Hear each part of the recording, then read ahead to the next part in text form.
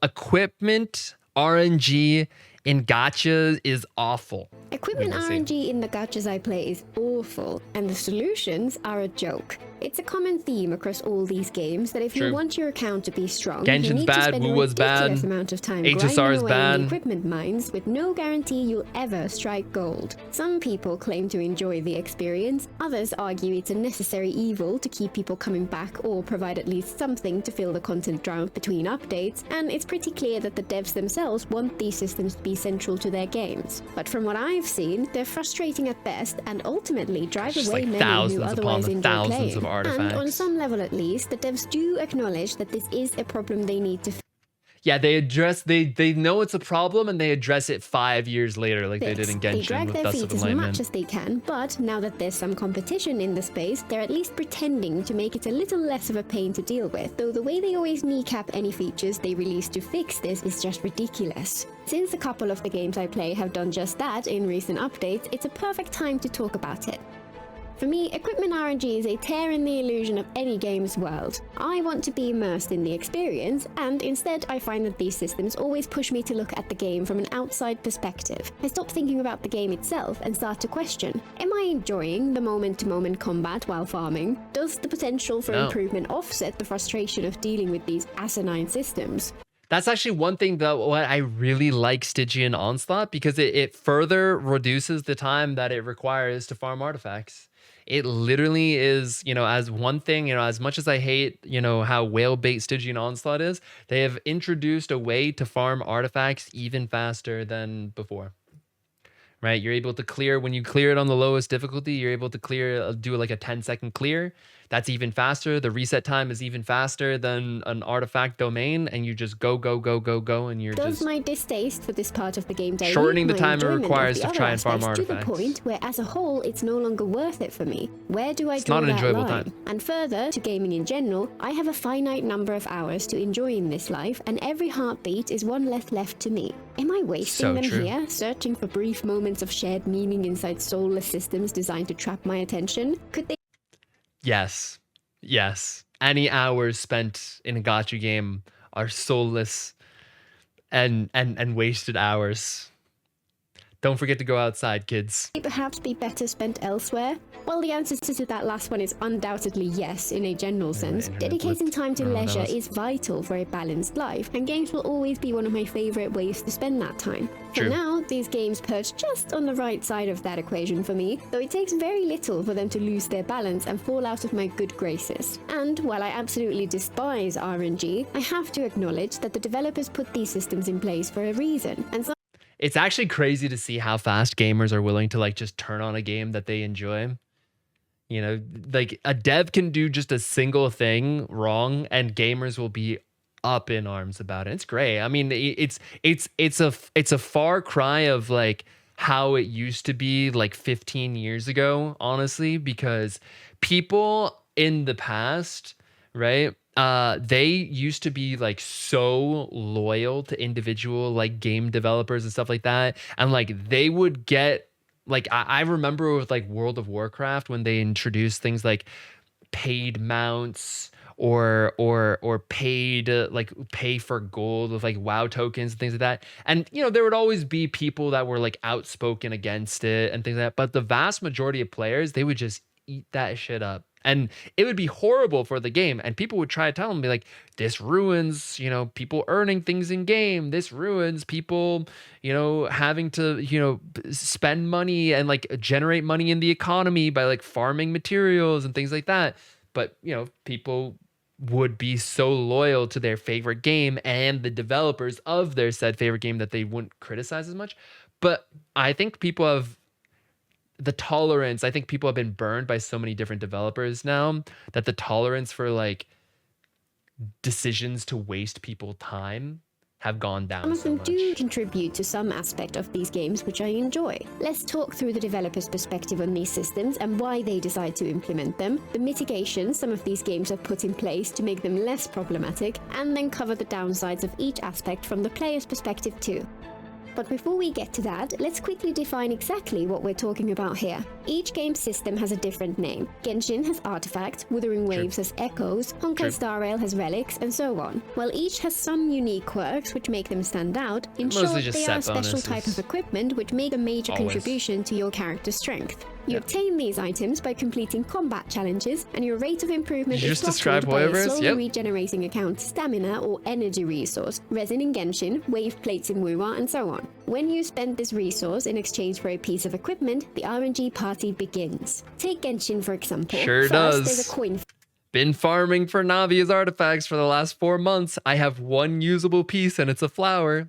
Nothing else. For which of the 2 equipment sets you receive, then a 1 in 5 chance of getting the right type of artifact for the slot you want to fill. Once you win the 1 in 10 chance of getting what you want, there's more. Does it have the right main stat? How many substat does it start off with? How strong is each substat? When you level it, which substat does it upgrade? How strong is the upgrade? And those last 2 repeat 5 times by the time the artifact is finished. The odds for each step of substat RNG are obscure, and they're weighted against the stats that characters actually want. Each character needs 5 artifacts, and there's a lot of characters someone might want to use, so all this RNG means building up your account can take years of dedicated effort. It's important to note that while we are talking about gachas here, I'm not including the RNG in other parts of the game, even though I they feel like do my have an standards aren't effect on that high, character strength. Be that gacha for weapons, I only have one constellations, usable piece or again. I RNG only for have one upgrade usable material piece for quantities Navias. or weekly boss drops. Instead, we're focusing on equipment which is most associated with the slow and steady grind for long-term improvement. So what's in it for the devs? The first thing they get out of it is deferred player power progression, one of those interesting areas where the priorities of the devs are slightly at odds with the desires of the players. Players want their characters to feel fun to play, and a key part of that comes from their level of strength. While there's a whole separate discussion to be had about how self-destructive it is for the player base to clamor for ever stronger characters, it's undeniable that for many especially players, when the ever stronger fantasy characters is aspect tied one of behind the paid central money. driving motivations which leads to them playing the game at all. Big number make brain go burr. However, while the devs do want to give the players that feeling, one thing they want more is for players to keep coming back over a long period of time. There are some further nuances to that which we'll cover in a minute, but this is strongly tied to the player's desire for power. For those And that's exactly why it's tied to a resin system too, to make sure that if you really want to be improving your character, you gotta log in every day.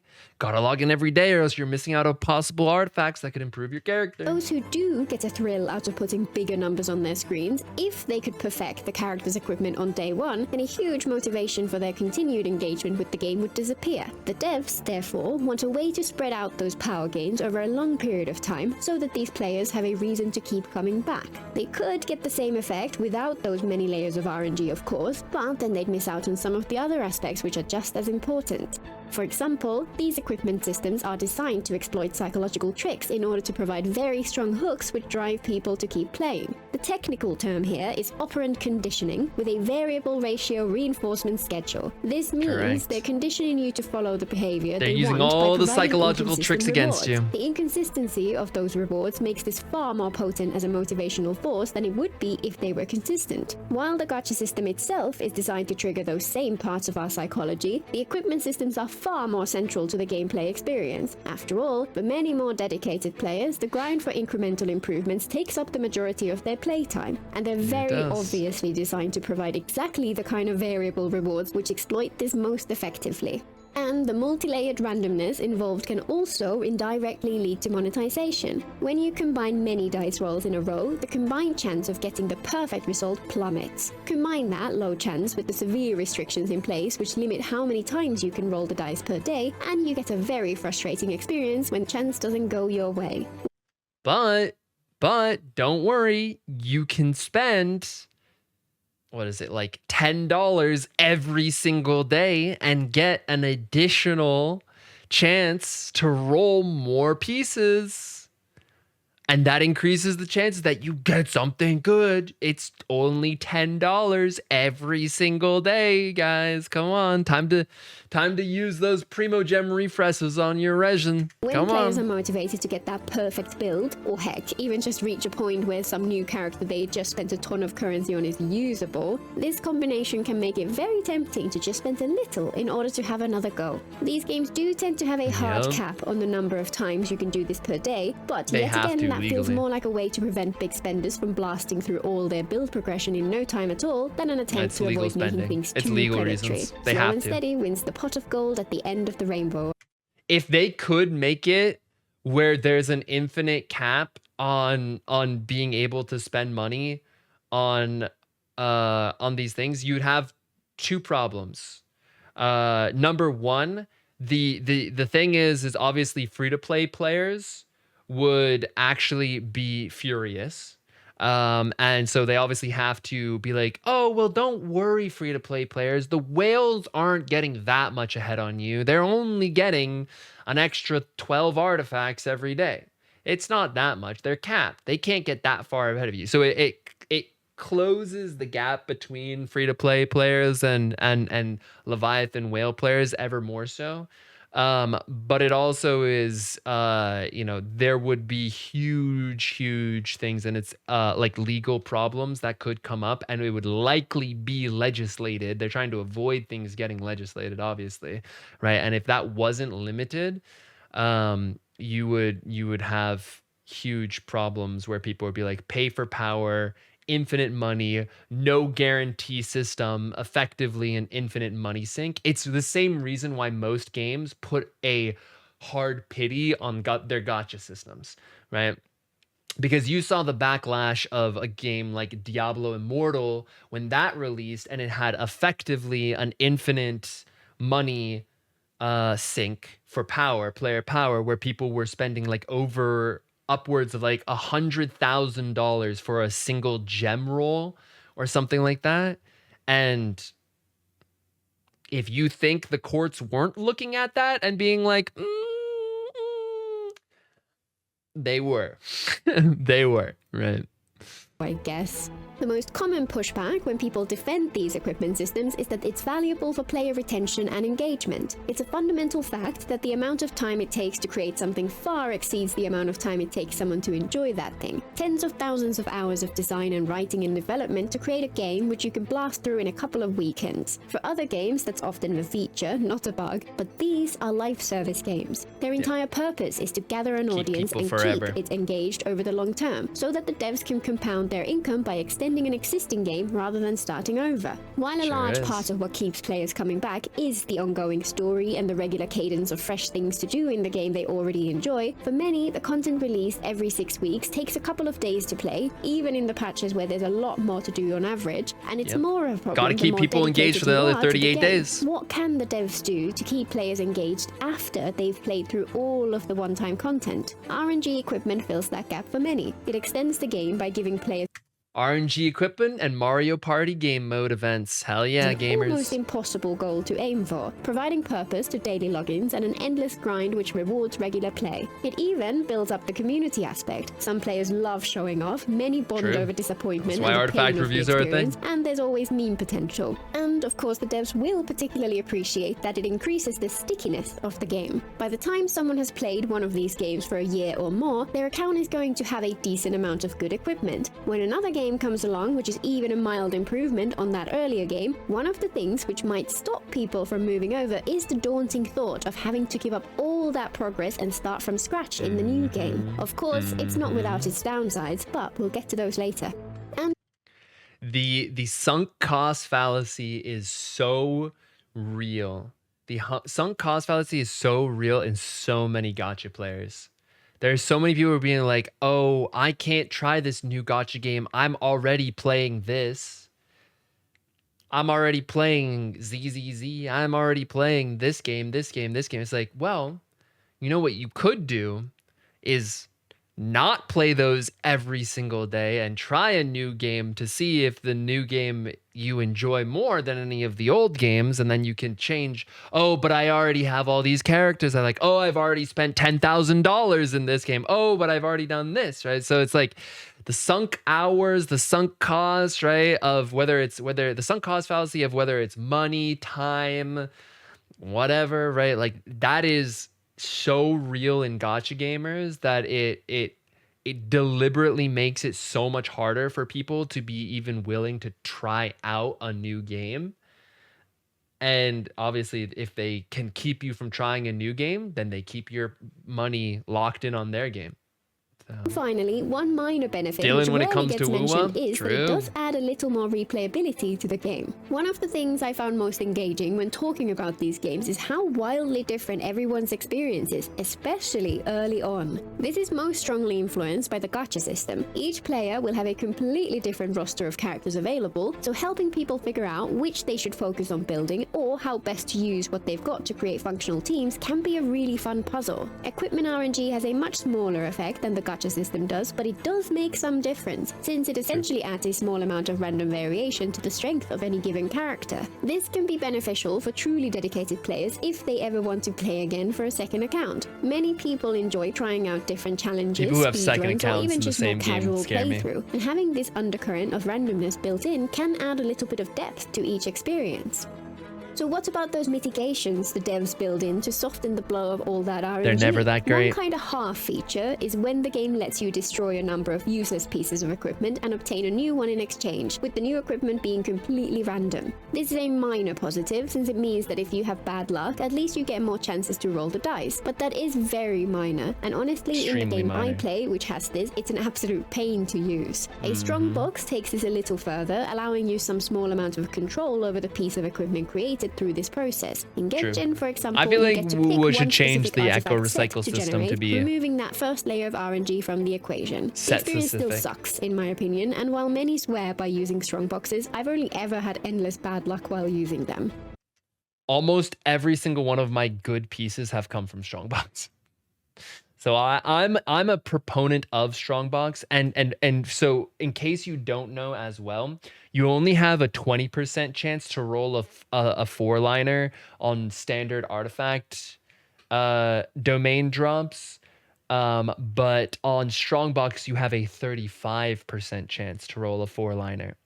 So that is why I'm a huge fan of Strongbox and always tell people to never use their 5-star artifacts for experience fodder, like I know many people do.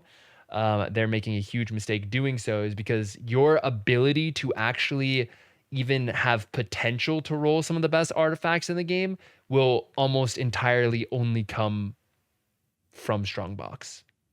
Strongbox is like the way to get the best artifacts in the game. So next, reroll systems, which let you take an existing piece of equipment and wipe out some part of their stats so you can try another roll of the dice. With Dust of Enlightenment, Strongbox has become even better provide some way for players to try again later down the line if their equipment doesn't roll well in the first place. More the big efficient? downside Absolutely. to this is that a reroll still involves rolling the dice. You still have to trust to chance to give you what you want. Genshin added a reroll system recently, and in theory, some of it looks promising. You first pick 2 substats to aim for, and at least 2 of the upgrades are guaranteed to roll into those stats. If the other upgrades rolled into the substats you didn't want, you can keep re-rolling the same artifact, and it tracks how many re-roll attempts you have used and eventually adds more guarantees, until eventually all upgrades will roll into the stats you picked. Unfortunately, while this does sound like a great way to balance the system, making full use of it would cost a lot of the quill items, and those are super rare, so you're only going to be able to do this a handful of times per patch. For now, this feels like a good solution, which is locked away to the point where you can barely ever use it, and for those who have consistent... Oh my god, look at that reroll, dude. Oh, that hurts. You know, that really does hurt. You know? Guys, don't worry. They got 0.8% more crit damage and 13 more elemental mastery. Or sorry, 9 more or 19 more additional elemental mastery. It's so good. That's so good. So good. It simply won't make much of a difference.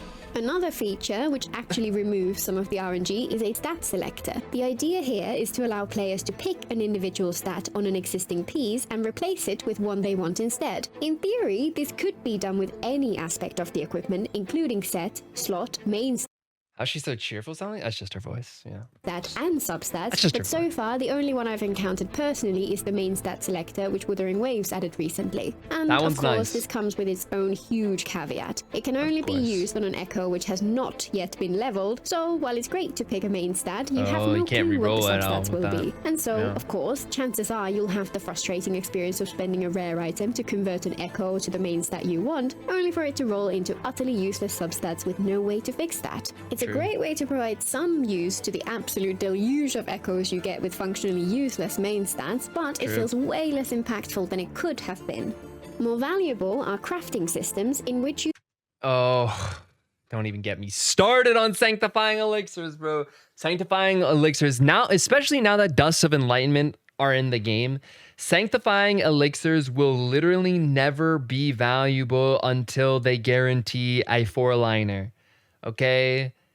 They will not be, like, with Dust in, you're like almost exactly where you need to be, but you need to make it so sanctifying elixirs guarantee a 4-liner.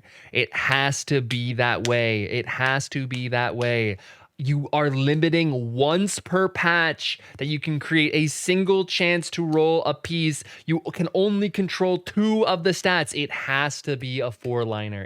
It like, come on. You use a rare item to craft a new piece of equipment, which gives you much more control. Using Genshin as the example again, when you craft an artifact, you pick the set, the slot, the main stat, and 2 substats. And there's a guarantee that at least 2 of the upgrades will roll into your selected stats. This can make a huge difference, but is kneecapped by 2 things. First, the remaining layers of RNG mean it's depressingly common for the artifact to end up got a 4-liner. It sucks though. You got HP percent and flat defense. 4-liner, huge. It's best used to replace your absolute worst equipment, and it's not all that valuable for anyone chasing perfection. And second, there are big restrictions placed on using the system in the first place. They're very stingy in how many elixir items they give out, so you have to be very picky when deciding what to craft. And worse, they give out, so you have to be... Look at this, bro.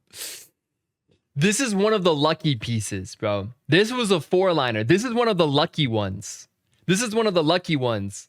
Thank goodness this was a 4-liner, and thank goodness you can only craft these 1 per month, or 1 per patch. It's less than 1 per month. It's 1 every 42 days. And this is one of the lucky ones because it went 4-liner, but it went 20 CV, right? This is what I'm saying. It's like, it would have been better if it was 4-liner, but saying it's useless, no, that's a bad take. No, it's definitely not a bad take to say that. Because if this was a 3-liner, it would still be shit, but it would be even shittier, right? Like that's the thing that you have to keep in mind, right? Is like, this is something you get once every 42 days. You only get 1 chance every 42 days with it, right? So saying that like, like if they want to let it be a 3-liner, and still they should let you choose 3 stats. Like that, like if they're gonna let it still be a 3-liner, they should let you choose 3 stats. Right? But they don't even do that, right? So like you get a 3-liner and the other 2 stats are also can be useless things, then you're only guaranteed to get 1 hit into both of these stats that you actually want, and then on top of that they can low roll like this, minimum rolls on both of them. Very picky when deciding what to craft. And worse, they only let you craft 1 artifact from each set per patch. If you want to craft a full 4K separate character, so you don't have to waste time farming a domain just for them, then you have to wait months before you can actually build that character. Ridiculous, considering they already impose severe limits on crafting via the elixirs. So far, I've again had pretty poor luck with these, with my rolls going into flat stats more often than not. I'm glad it exists, but it doesn't solve the bigger problems.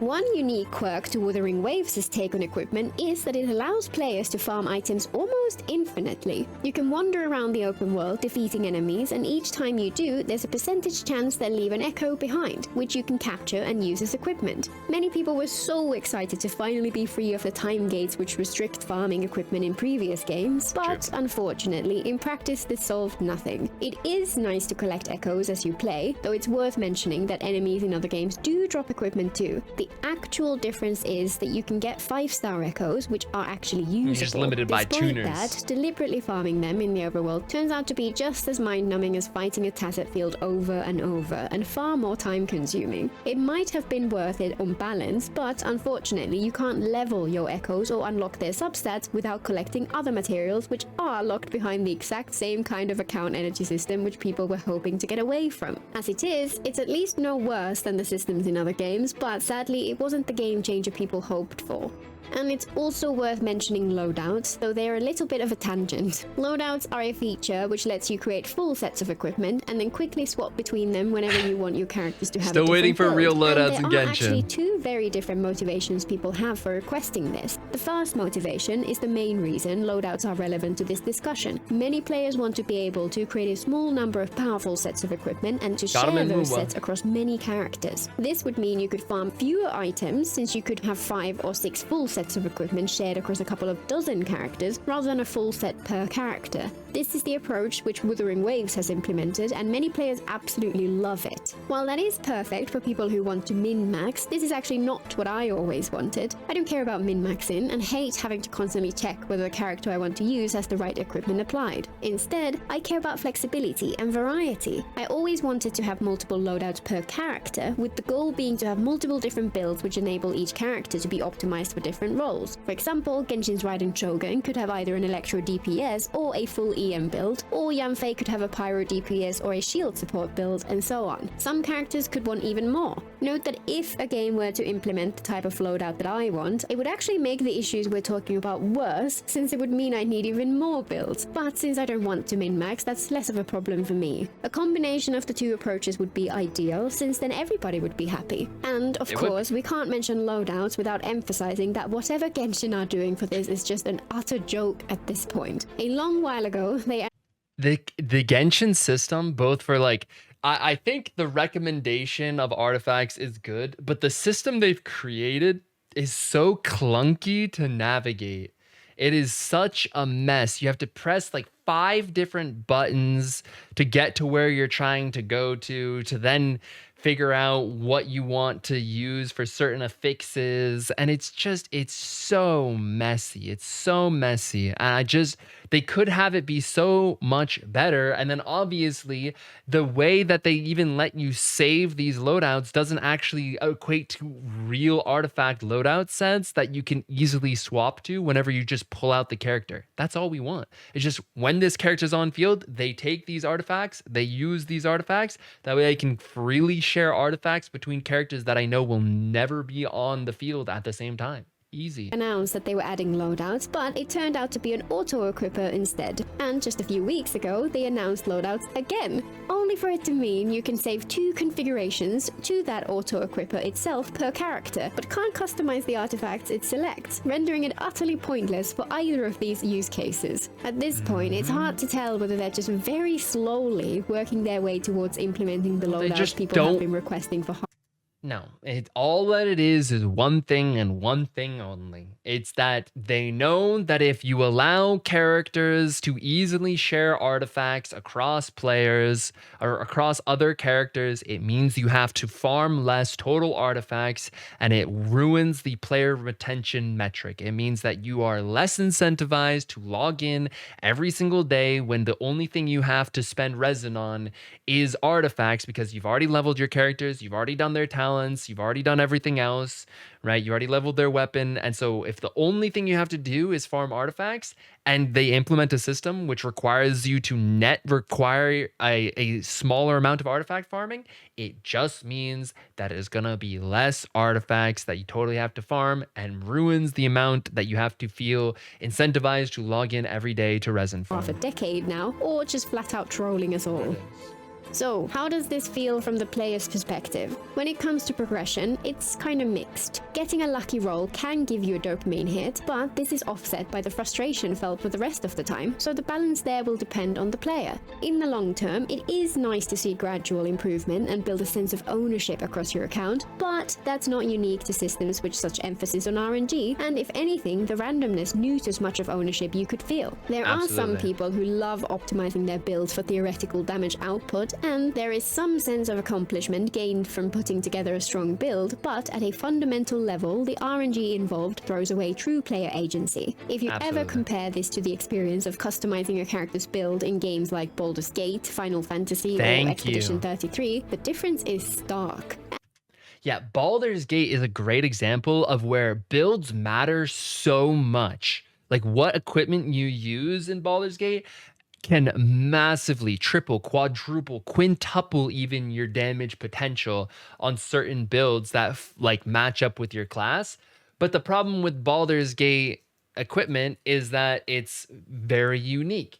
And guess what you have to do when it comes with unique equipment? You have to spend development time. It's not simply just throw random stats here and let the random number generator go, right? It requires more development time. It requires more thought and engagement from the developers of modifying certain abilities or adding even potentially brand new abilities in with equipment and stuff like that, which gacha game developers, they don't want to spend time doing. They're trying to minimize the total amount of development time that they need to do because, again, they're doing a patch every single 6 weeks. And the result of that is they're trying to minimize as much as possible the hours that it takes for them to put out a patch so they can maximize profits, minimize development time, and just pump and rake in profits, right? And so they would never do a system like that. But what I was going to say too about the RNG rates is that like some people, they do get dopamine, like crazy dopamine hits when they finally like get a really good artifact or something like that. But for me, because of how horrible my artifact luck is in general in Genshin, I feel like I don't even get necessarily dopamine hits. I just feel relief. Like when I finally get a good piece, especially when it's like the last piece of the set that I'm trying to farm for, I don't get like excited and be like, oh my God, amazing piece. I just like, oh my goodness, thank God. Thank God it's been 5 months. I can finally stop. I can finally move on to something else. At long last, this 5-month non-stop grind fest every single day doing the exact same artifact domain is over. Thank God. And since there are always going to be some people who are abnormally unlucky, can leave this domain, systems which exactly. lean too heavily into RNG at best demotivate those players due to a sense of unfairness it provides, or worse, risk introducing progression walls where players are unable to continue due to lack of adequate equipment rather than any skill issues. You could argue that the equipment doesn't make that big a difference, but if that were true, then players wouldn't have much of a reason to bother in the first place. And for longevity, it's also a double-edged sword. Gear optimization can add depth and replayability, and once you have an extensive inventory of equipment, it can be fun to try out different combinations and tweak your builds until they really work together. But while many say that it's the main repeatable content of the game, there's only so much time you can spend fiddling with your equipment before it starts to feel very mundane. For my taste, it feels... And also the thing is too about here, like there's not really like different builds you can play around with most equipment in gacha games, right? Because there's not, it rarely ever leads to a change in play style, right? Like the artifact I can think of at most that does anything like that is like Marachuse Hunter, right? Where it's like, oh, I have to make sure I have Furina on my team if I'm not a character that automatically drains my own HP, right? Like that's the summation of different builds you can do, because it doesn't ever really change your play style. It doesn't ever change how you do your rotation. It's literally just typically this is the mathematically best set for no matter the one way that you play the character. And if you use any other set, it doesn't change how you play the character. It just changes the amount of damage you do. So if you're not using the best artifact set, you're just gonna do less damage. So there's not interesting playstyle changes that occur when you have different artifact sets. Honestly, the only characters that ever have interesting options are support characters, right? Where it's like, oh, do I use Noblesse on Bennett, or do I use instructors? Do I need more EM on this team than in this team where I need more attack, right? Like I feel like supports get better options for artifact sets that can actually make a meaningful difference than you know main DPS characters ever get, which is ironic because your main DPS characters are the ones that actually are going to be on the field doing things. But it's like sticking the plaster of a profound lack of ideas for how to make these games engaging for long-term players, and a way to artificially inflate the gameplay time without providing much value in return. They aim to bring people back by promising a chance to make their accounts slightly stronger, even though this means any future content will be less challenging and therefore potentially less fun. I wish they'd find some way to drive engagement by making a data. That was always my criticism for whaling in Genshin, right? that it's literally pay not to play, right? It's literally you're paying to remove any challenge, remove any engagement or any feedback from any enemies. And that's still the case too, even in Stygian, now that they've added Stygian Onslaught, right? That is still the case where, you know, you are basically paying to access like the one thing that you have in Stygian Onslaught is the ability to earn 5-star skins for weapons in dire mode, that the 4 stars are essentially identical. But also, all of the Stygian Onslaught bosses that they've added so far are basically giant target dummies. They don't move. They maybe get off like 2 attack combos that you barely have to dodge, right? Throughout the entire 2-minute fight. And it's basically just a DPS check, boring. Like, they're not like interesting bosses with mechanics or anything like that. Like the hologram bosses are in WoW, where you have to do interesting mechanics and do the fights differently, and to unlock the or to beat the hardest difficulty because the mechanics matter. It's basically just a massive HP pool DPS check, and you're just smacking a target dummy that just has super overinflated HP pool. So like even the whales that do Stygian Onslaught, no one's like, oh, this was an insanely fun game mode. I finally had a reason and a gameplay experience where I could really feel the value of my C6 characters. It's like, not really. Like you just did the same boss with the same mechanics,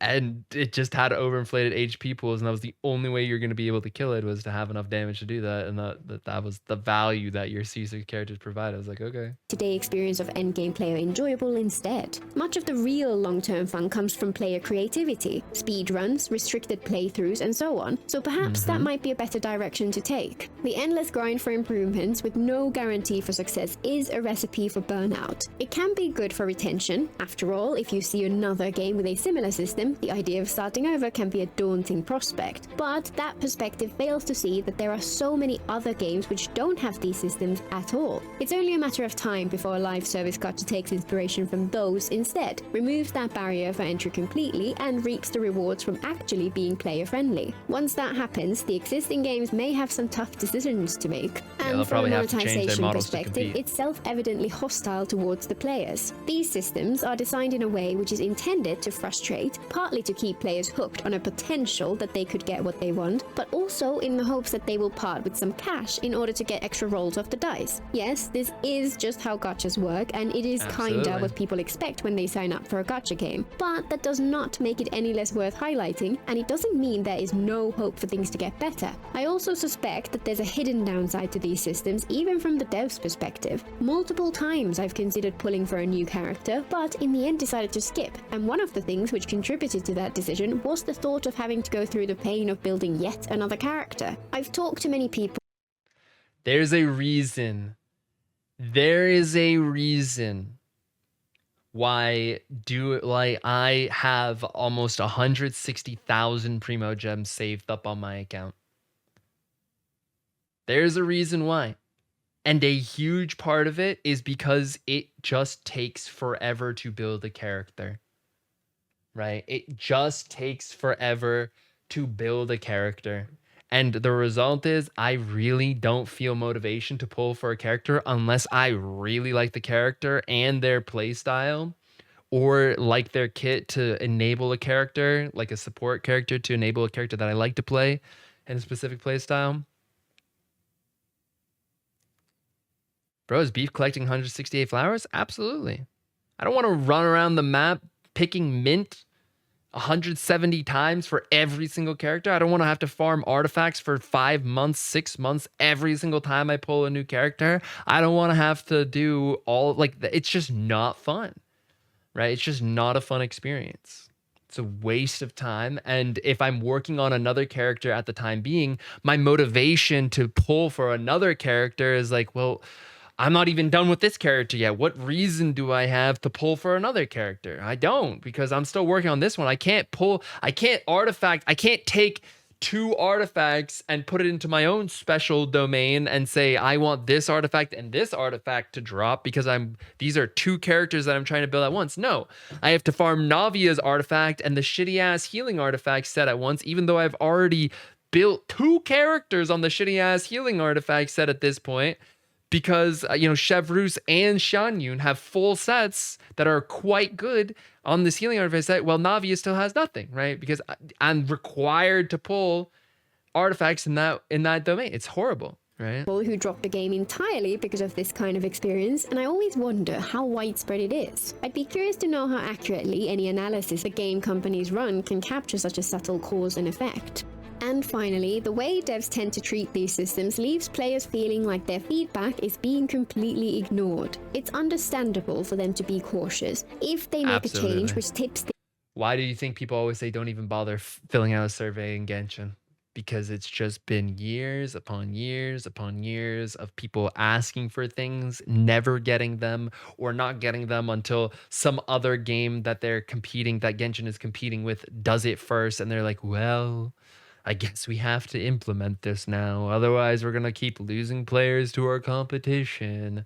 I guess we can do that. Things too far in the other direction, it would be very unpopular for them to roll it back. It's far safer to make tiny incremental improvements and see how each change affects the equipment economy before taking the next step towards improvements. But the pace at which certain developers are doing this is truly glacial. Genshin only really started addressing any of these issues once Wuwa appeared on the scene, for example, and each iteration they make is very small, very limited, and frankly, very disappointing. Other devs are moving noticeably faster, but still seem reluctant to make more fundamental changes, and I totally get why they're cautious. Fortunately, new games coming out have the opportunity to take much more drastic steps. Just look at Duet Night Abyss, which I covered in my previous video. I tried it out for that first look, and was legitimately excited to see solutions to so many of the perpetual issues which plague gacha games, including the complete removal of RNG from the equipment system. As I emphasized in the video, those were very early first impressions, meaning we have no way to know yet how effective the system will be in the long run, how grindy it is, and so on. But regardless of whether that game delivers on its early promise, we can hope that the existence of such ideas in the market and the fans' reaction to them will be a force for change in the existing games as well. RNG equipment is a double-edged sword for the developers. It can fuel engagement and improve retention, but the endless treadmill can introduce a whole host of problems and lead to player frustration or even apathy and burnout in the long run. They aim to combine randomness with player agency, and while the balance they strike obviously appeals to many players, for my taste they lean too far towards randomness for me to ever find them satisfying. It's possible this could feel different. Maybe some of the... All they need is to just take inspiration from their gacha system, right? There just needs to be guaranteed systems in place that say, oh, you got really unlucky.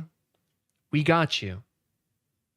Here's the piece that you're looking for, right? Like that's literally all they need, right? All they need is guaranteed systems in place that just say, well, you got unlucky, but it's been long enough of you getting unlucky that here's the guaranteed piece that you've been looking for, right? Like, for instance, with the Dusts of Enlightenment, the way I thought it was going to be when they first introduced it, the 3-tier system, where it's like at first you select 2 artifacts or 2 stats and you're guaranteed to get 2 rolls into them. And then eventually you'll get 3. I thought that it would just stay at 3 all the way until the point that you get to 4. And it's like, all right, now you get 4. And it was for each individual piece. And so there was a progression system of like, you really want this to look like this. Here it is until you get it, right? Like, here it is until you get it. Here's this until you get it. Here's this until you get it, right? Like, and so it would be a way for you to progressively say, still not getting it. I'm still not getting it. I'm still not getting it. But eventually you just guaranteed to just hit it. But no, it doesn't work that way. It's more so you get 2 rolls, then you get 1 chance for 1 artifact to get a 3 roll, and then you go back to 2 rolls. Then you get another chance for another artifact after several 2 roll hits to get a 3 roll again. Then you go back to 2 rolls, then you get several artifacts at 2 rolls until you get 1 artifact at a 4 roll. And it's like, A 4 roll on a 4-liner doesn't even guarantee a perfect roll. Obviously, you have to take into the RNG of low rolls versus high roll as well. But a 4 roll on a 4-liner doesn't even guarantee a perfect roll, right? Before even taking out low rolls and high rolls. So I was like, what is the point of a single, like, you should have just made it piece specific, progressive RNG, so that if you get lucky and all you need is the 2 guaranteed hits and all the other ones get in there and you get 45 plus CV, cool, you're done with that piece, you can move on to the next one, right? But they didn't implement it in that way. And it should have just been a successive ladder of just 2 rolls for this piece until it gets to the 3 roll threshold. And then that specific piece always rolls at 3 rolls until you get to the 4 roll threshold. Then every single, for that one specific piece, every time you re-roll, will just roll at 4. And that way you can have perfect artifacts for characters. You can get to a point after a sustained period of time that you can get enough of your Dust of Enlightenment that over time you want to have, your goal is to have the perfect Raiden Shogun, the perfect Lisa, the perfect Skirk, whatever it is. It's something that is obtainable and not just something that relies on pure, like, 1 in a billion, 1 in a trillion artifact chance for each specific piece, right? It's not even just one piece. It's you need 5 pieces that are all get insanely lucky hits. Mitigations they've already built could work if they weren't so tightly restricted, or maybe the RNG would feel fine if there wasn't such a hard time gate in place blocking us from making improvements. I'm curious what other people think. Is RNG a necessary evil for a live service single player game? Is there some way they could fix it, or is it just an outdated design which should be phased out as soon as possible? Until next time. I think RNG is fine. I think RNG is fine. I think there just needs to be things in place that prevent people from. RNG implies that there is theoretically a chance that you never get what you want. And the more layers of RNG you add on to a system, the higher the probability is that you just never get what you want, right? And that's the problem with the system. There needs to be things in place that make it so that will never happen. It's getting better, but it's not where it needs to be yet. It's not where it needs to be yet. But I don't know. Let me guys know what you think. Because I don't know if they'll ever make changes. They've done some, but who knows if they'll ever increase the rate at which they make changes, because it is slow.